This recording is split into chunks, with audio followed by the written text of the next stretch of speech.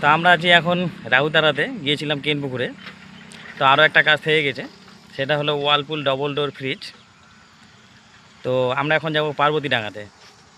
কাস্টমারের সঙ্গে কথা হলো ফোনে, কাস্টমার বলছে ফ্রিজের পিছনে জল যাচ্ছে না, ফ্রিজের সামনে জল চলে আসছে, ডোর খুললেই জল চলে আসছে আর body ঘামছে।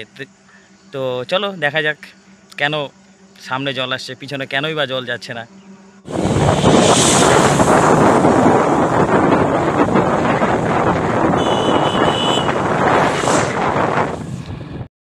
ওয়ালপুল 5 star double door fridge.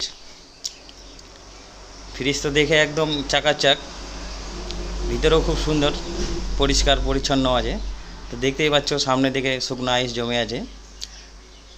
FC কম্পোনেন্টে আর আরসি কম্পোনেন্টেও বেশ সুন্দর কুলিং হচ্ছে, ঠান্ডাতে কুলিংয়ে কোনো সমস্যা নেই।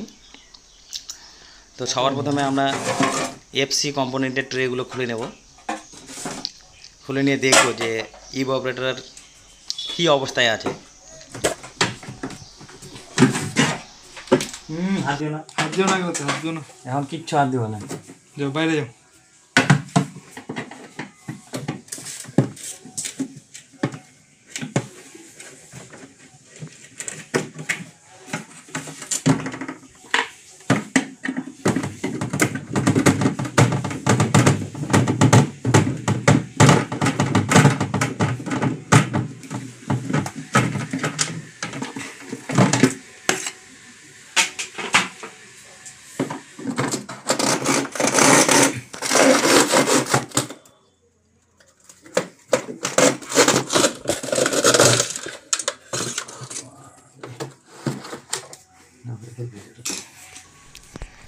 ভিতরে ইভাপোরেটর তো সেরকম আইস জমে নাই, কিন্তু যেটুকু আছে কঠিন আইসে পরিণত হয়ে গেছে।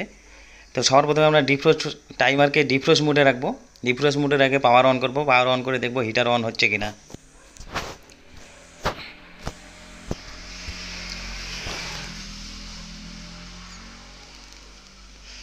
তো 2-4 মিনিট দাঁড়ানোর পরে আমি হিটারে হাত দিয়ে দেখছি হিটার কোনোভাবেই অন হচ্ছে না।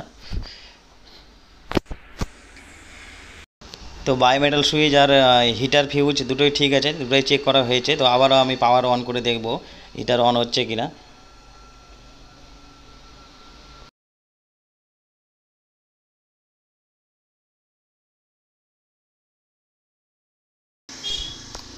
তো মাল্টিমিটার এবার হিটারের আউটপুট পয়েন্টে আমি লাগিয়ে দেখব ভোল্টেজ বেরোচ্ছে কিনা। তো আউটপুট পয়েন্টে আমাদের ভোল্টেজ বেরোচ্ছে 216 ভোল্ট। বায়োমেটাল সুইচ যদি খারাপ থাকতো তাহলে কিন্তু আমাদের আউটপুট ভোল্টেজ দিত না হিটারে। তো হিটারই খারাপ, এবার হিটার খারাপের জন্যই পিছনে জল যাচ্ছে না, সামনে জল চলে আসছে। আর এই আইসগুলো শুধুমাত্র কঠিনে পরিণত হয়েছে হিটার অন না হওয়ার কারণেই। তো দেখা হবে পরের ভিডিওতে হিটার চেঞ্জিংয়ের ভিডিও।